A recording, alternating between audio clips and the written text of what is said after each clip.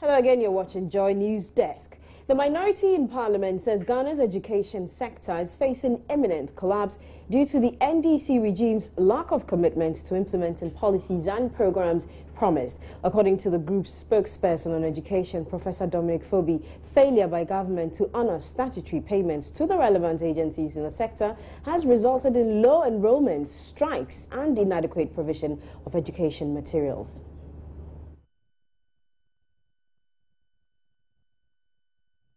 Government has relegated education matters and concerns to a footnote. Indeed, the major source for financing the education sector is seriously depleted, starved of statutory funds, and weakened to its knees. Yet Fund is denied its statutory funds without regard to the act that established it.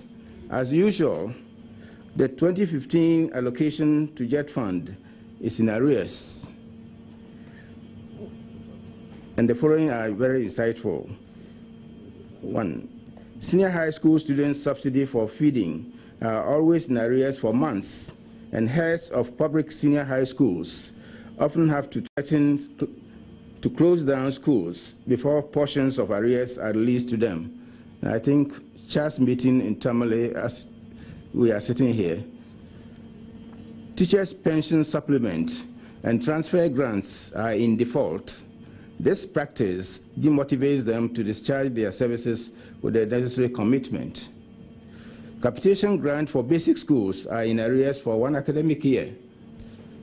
Against the background of a weak management system, low morale, and long periods of non-release of statutory funds, the education sector, especially public education sector, is gradually grinding to its lowest ebb, and public confidence in the basic school system is tilted in favor of private schools.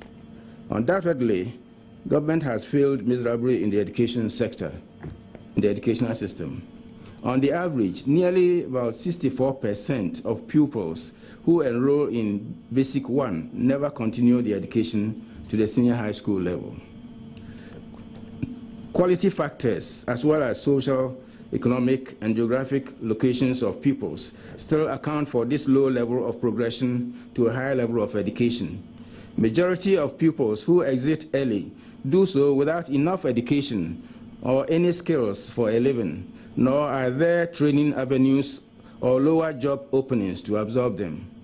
Thus, in spite of the country's heavy investment in the basic education sector, the consequential result is like the proverbial analogy of pouring water into a leaking basket or bucket. Sooner or later, a lot of their gains are eroded, increasing cost of education and construction. Some executives of the opposition New Patriotic Party in the Volta region are unhappy about recent happenings in the party. The executives say they are disappointed by the petition by the party's National Council of Elders for requesting that the national chairman, Paul Afoko, be suspended. Addressing a news press conference at the party's regional office in Ho on Tuesday, the concerned regional and constituency executives of the NPP explained the petition is unwarranted, especially at the time when the party's flag bearer Nana Akufo-Addo is making efforts to unite and garner support for victory in 2016. The group indicated that the next petition also undermines the credibility of the executives that elected the chairman during the party's National Congress in Tamale. Evans Aivo, Deputy Volta Regional Organizer, addressed the media. As you are no doubt aware, our party, and in particular some members of the national executives, have suffered serious challenges since we returned from our Congress in Germany. A lot of these challenges are self-inflicted, born out of a shared hatred for our national chairman and the general secretary. We wish to remind all that we, the executives of the NPP, give the two gentlemen their mandate by voting for them. In a similar fashion, we also give our flag bearer Nana Akufo-Addo his mandate by voting overwhelmingly for him. As executives, we feel insulted by the actions of some members of the party who are seeking to revoke this mandate through diabolical means. It is a sign of disrespect for us and a slap on our faces for anyone to try to use the backdoor approach to undo what we did internally. The concerned NPP executives are also demanded the immediate release from the National Committee a report on the investigations into the party's missing funds in an EcoBank account.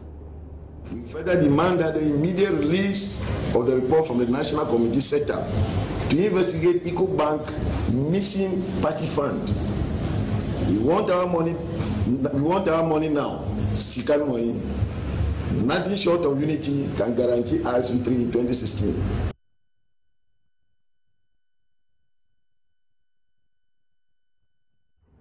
And that's all for News Desk on Multi TV. You can log on to myjoyonline.com for more news.